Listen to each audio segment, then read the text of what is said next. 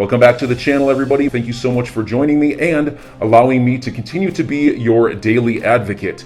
If you're new here or you're not subscribed for any reason, please do me a huge favor and hit the subscribe button. Thank you to all of you who have been watching and following me for so long. It truly means a lot, and I'm glad that I can be this person. I want to start out this video by just going over this Goldman Sachs article that came across my attention. It's from November 2021, and it's from their investment banking division. It's an overview of digital assets and blockchain entities, and specifically identifies Ripple as an opportunity in payments, along with Circle and Coinbase. I thought this was pretty cool because I have been following Circle and Ripple for a very long time now. They're two of my favorite companies in the cryptocurrency and blockchain space. They're both solving an infrastructure problem for payments, and I believe they're both uniquely situated to make amazing and massive strides in the digital asset industry. When it comes to institutional adoption of crypto and institutional players, I think Circle and Ripple are top tier investments. I believe these are the investments the big boys are going to get behind when they're allowed to start putting real money in this space, because these are the two companies solving real world problems. I also like Coinbase a lot, but I think Ripple and Circle are a little bit more unique, a little bit more infrastructure plays, and I just like what they're doing a little more than Coinbase. But at the end of the day, Coinbase is obviously a great company too. Let's keep moving though, and this is what I really wanted to show you guys because I found this document very interesting. This is an open letter that was sent to FinCEN. I can't figure out who actually wrote this letter, but it was extremely well written. So if any of you can find any information on who wrote this, I would love to see it. So this was actually posted on 10/24/2020. I think I said in the intro days before the Ripple case. It was actually about a month before, but this case and this letter dropped a whole bunch of concerns about how poorly the government was regulating the cryptocurrency industry. And if we just pop it open, we can see that I'm sure FinCEN will recall the enforcement action it took against Ripple Labs in May 2015 and fined them over $250,000 for this very issue.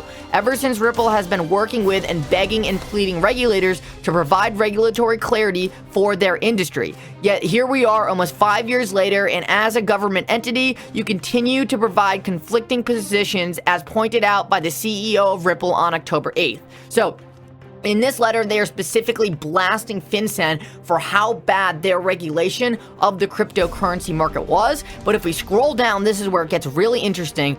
They've been trying to work with regulators for years now, and the lack of regulatory clarity is causing stagnation in the evolution of our financial system at the cost of U.S. dominance, and Ripple, a soon-to-be trillion-dollar payments company at the center of change, is making plans to leave.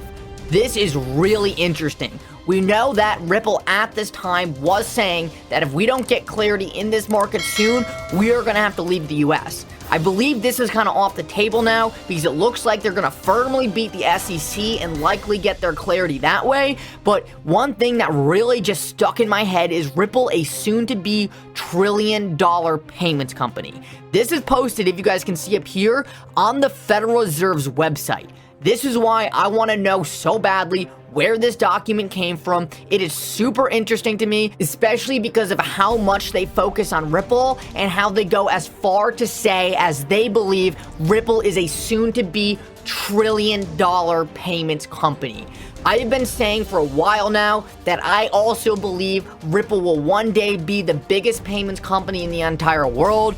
Whoever wrote this tends to firmly agree with me. I want to find out. I think it's super interesting, and I think it's all the more interesting that it's posted on the Federal Reserve government's website. Let's keep moving though, because along those same lines, right here we have new bill tasked the Treasury, not the Fed, with the digital dollar. What do we know about the Treasury? Well, Ripple's Rosie Rios came from the Treasury to design the future of money. That's a quote by her, not me. I said all the pieces are falling into place. One thing that I think is undeniable and super interesting about all of this is in the middle of the Ripple SEC case, government officials started flooding to Ripple's board of directors. Why would they be going there if they already didn't know the outcome of this SEC case. Rosie Rios herself has said Ripple is one of the few companies in the blockchain space solving a real-world problem, and they are using XRP to solve this problem. There is no doubt in my mind that these people are going to Ripple for a reason. They see the writing on the wall. They know Ripple is going to be critical in upgrading the entire world's financial infrastructure to a system built directly into the internet. They are building the internet of value. Next, I wanted to show you guys this because I believe it's going to be huge in putting more pressure on the SEC to end this Ripple SEC case once and for all. This is from Grayscale and says breaking. Grayscale threatens the SEC with legal action if their Bitcoin ETF application is rejected. So Grayscale is applying for a spot ETF. Their current Grayscale product is based on futures. Grayscale wants to convert it to a spot ETF, and the SEC keeps on denying them. The reason this is so big for Ripple and XRP is because the Bitcoin community is one of the largest crypto communities out there. More people are invested in Bitcoin than anything else, simply because it's the easiest to understand. With that said, though, if all these different Bitcoin community members start really going after the SEC too, it's going to put exponentially more spotlight on the SEC and how poorly their regulation of the cryptocurrency industry has been. The more pressure that is put on the SEC, the more Congress is going to hear about it, and Congress is worried about being reelected in 2022, and if they are constantly hearing people complain about the SEC, they are going to put their foot down and say, why is everyone complaining about an agency that's supposed to be protecting them? This is good news, and I really give a lot of props to Grayscale because suing the SEC is no easy thing to do, and I think what they're doing is good for the entire crypto industry. Let's keep moving though. We see that as of now, the SEC has had no problem continuing its overreach. They just put something in today that changes the definition of a broker, and it's essentially an attack on DeFi. This is the kind of stuff that's only going to rile up more people. So despite the fact that obviously it's a negative that the SEC is continuing to attack the cryptocurrency industry, I actually think it's more of a positive because these guys are going to start feeling the heat.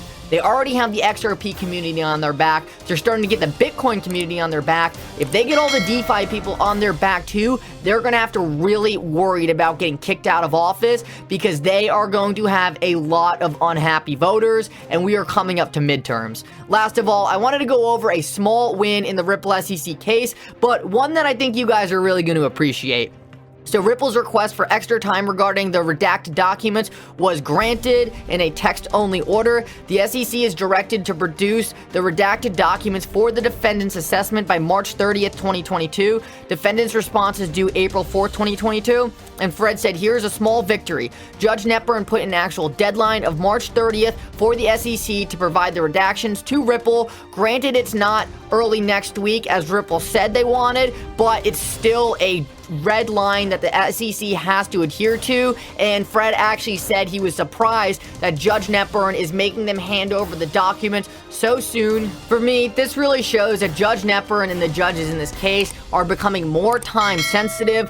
Hopefully this allows Ripple to schedule summary judgment and put some hard lines in when this case is going to end. Overall, I think the SEC's case is already over. I think at this point, they're just delaying the inevitable, and sooner or later, we are going to have XRP clarity in the United States, and I think it's going to be clarity we are going to like a lot. So enjoy your day, everybody. I'm always here for you. Leave any comments or questions below, and be sure to subscribe. But thanks, everybody. I really appreciate you. Enjoy your day, and I always have your back. So thanks so much, everybody.